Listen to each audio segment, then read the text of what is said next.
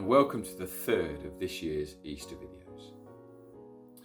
Imagine if I said to you that you could walk into the room next door to wherever you are at present, and that there, in that room next door, you could meet with God face to face.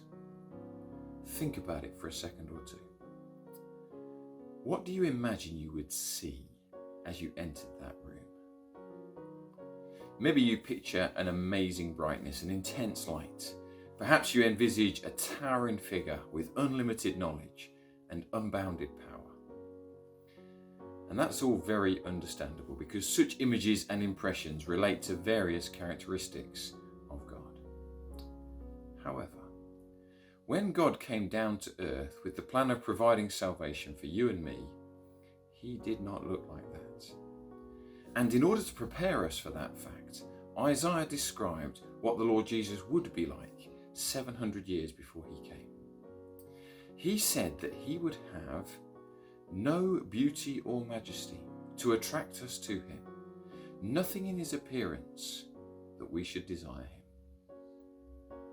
Why did such an infinitely great God take such a massive step down and become a man? Why would he be willing to do that? Well, there are many reasons, I guess, but let's see just two. Reason number one, God knew that humanity was in desperate trouble. Each and every human being has fallen short of God's standard, has, as the Bible puts it, sinned. And for that sin, mankind must be judged and punished. So, God became a man, a perfect man, the Lord Jesus Christ. And as a perfect man, he was both able and willing to take that judgment and that punishment on the cross outside Jerusalem. That is reason number one. Reason number two, why was the infinitely great God willing to take that massive step down and become a man? Even more, why was he willing to suffer so terribly for all the wrongs that I have done? Well, he was willing to do that because he loves me so much. And can I tell you, he loves you just the same.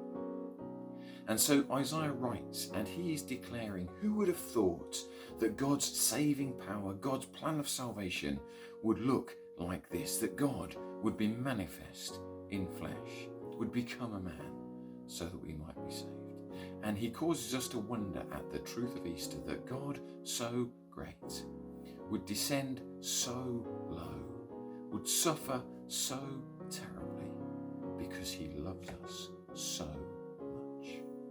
I pray that you today will see the beauty and the majesty and the attraction of the one who is willing to set all those things aside for us, and that you will turn to him and trust him for salvation.